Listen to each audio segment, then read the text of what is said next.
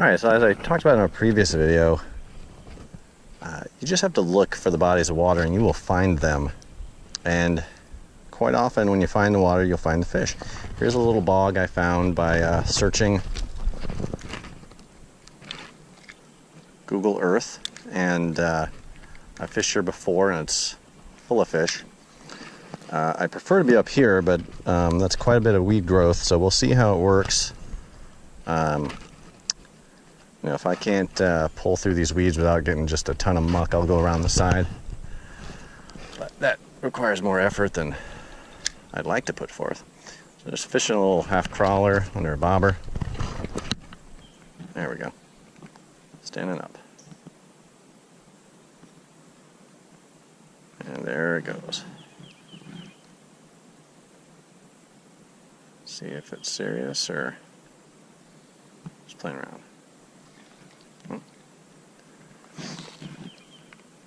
Oh. Yeah, let's see what this is here. Probably bluegill, and it is. It's one of these Florida tiger stripe. No, not really very prominent stripes. But something else is in there, and I've got some lures to try to go after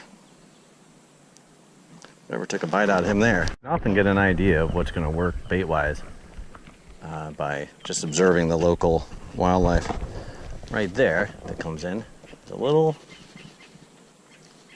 a big school actually of little minnows, just in this little break, and I imagine they're under the weeds too. There's a reason, I would imagine, that they're so shallow. Instinctively, the threat of birds is less than the threat of whatever is out there. And I'm going to try to emulate that minnow shape with the lure a little later. Right here, hopefully you can see, is the future generation of frogs in this particular bog under the log. In tadpole form, there's a huge gathering over there, probably a book club or something. And then some rebels are out here by themselves. A couple of minnows got caught in there. And hopefully for all of them, they get a little rain before they run out of O2. And what I'm hoping to get into here is some spotted sunfish, which is, let's see, I took the bobber up a little too high probably there, which is a species I don't catch much. In fact, this is the only place I've caught them before, which was a fun little adventure. In this little bog I've caught, well, that seemed like a spotted, because they are super aggressive. Although bluegills will get that job done too. And I did a wretched job of setting the hook. That's the thing I found out through my fishing life. Certainly, alright, something is fouled up. Certainly microfishing, because you're dealing with skinny water. Your fishing spot is going to change drastically, sometimes day to day.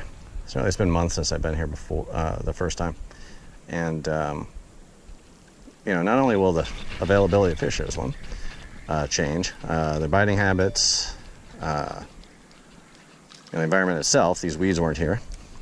All right, another little Florida bluegill, getting smaller and smaller. Well, typical. Yep, got the copperhead or copper top. That's how you know it's or copperhead. Yeah, that's how you know it's a Florida strain. Beautiful little fish. And see if we can get something a little bigger. Although I'll settle for just another species. May have to reposition myself to get closer to that spot with the spots. Get over there a little better. There we go. Oh yeah, this is a little fighter. I think this is a spot. We'll see in a second. Oh, little bluegill following him in. It is not. It's another bluegill. Oh, and I took a little copperhead. Very pretty little fish again.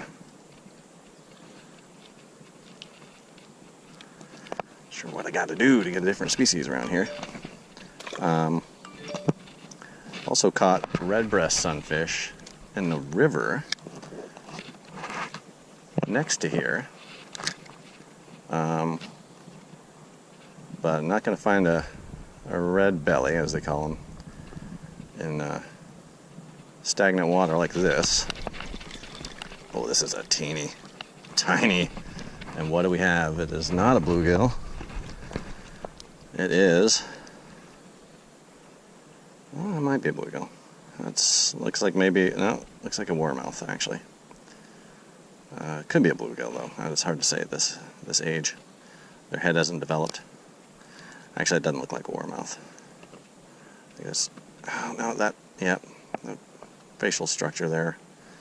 That's might be a warmouth bluegill hybrid. That's a huge mouth for a bluegill this size. So I'll just call it warmouth. Go with that. It's definitely a new species for this day, whether it's a warmouth or a hybrid. Another cool thing about microfishing is, especially in a secluded place like this, or in a little creek, where breeding areas are minimal, you get a lot of hybridization, and it can cause some confusion identifying the fish, but it can also create some really beautiful coloration. User error, there we go. Man, another tiger stripe bluegill. Actually, from a distance, it's not. It's tiger stripes. I mean, this is just a traditional, conventional striped bluegill. They have a few in this bog that have stripes like, I mean, just like a thylacine, a tiger, straight out of India. Try over here by the.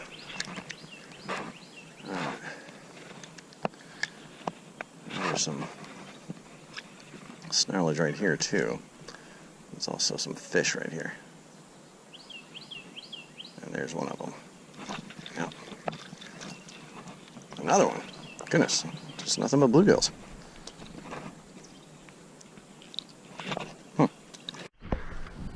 I'm not getting any bigger, but this one certainly is the most colorful so far. That gold, the pink face, the copper head.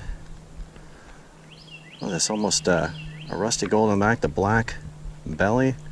Somebody took a bite out of him. Just absolutely a black blotch there. Just a beautiful color scheme that this bog is bringing out.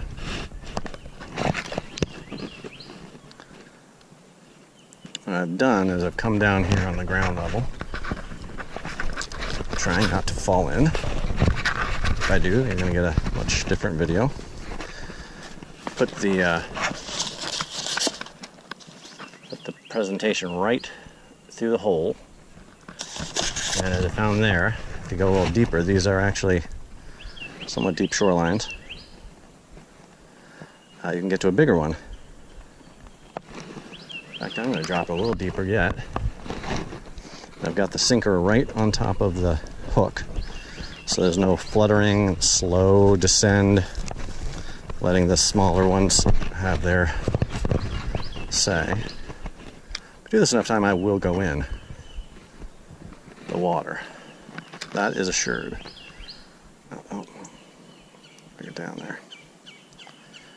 I'm not sure what was holding up the descent there, but it's down out of sight. Something's a little conversation starter with it. Don't know if they actually have it because it's too deep or what. Let's see. Nope. I'm just not interested. Maybe the guy caught, went back and put out an alert. Let's try it again.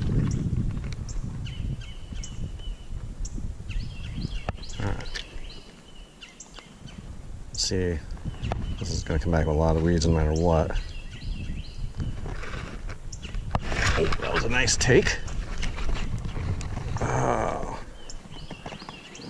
Nice little green hairdo. Another one of these beautifully marked bog Florida bluegill. There's those tiger stripes I was mentioning earlier. Those are very unique. They tend to go with the pink face. I don't know if it's a gender thing or what. But now there's the stripes starting to fade a little bit. I'm gonna try maybe in there, so I'm gonna toss you further. All right, precision plop. That was a precision suck. Just sucked. It was a perfect, like, hit suck bullseye.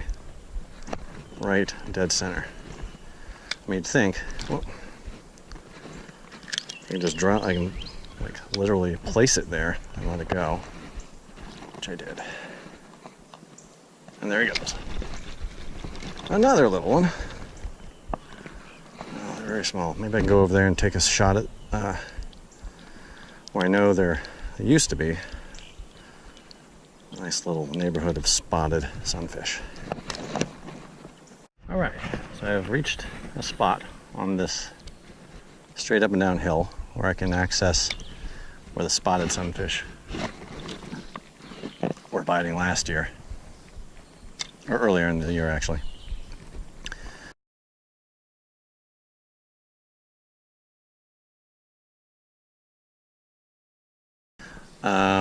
And to do so, basically if I fall off of here, if I lose my footing even a little, I will be swimming back to that other shore.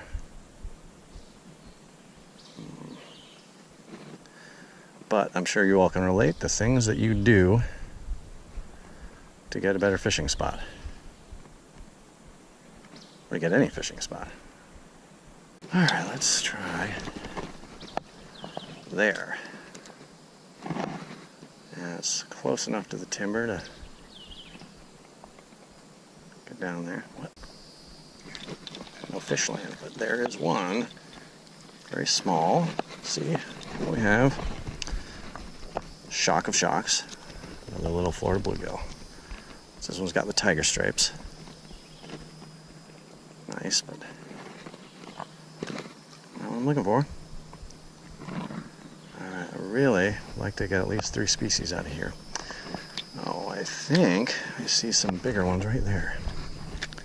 Some of them might be bass, actually. It's got one, and it is, oh, the same. All right. A little deeper here, maybe I can plunge it beyond. Oh, it's really pretty though. Very pretty.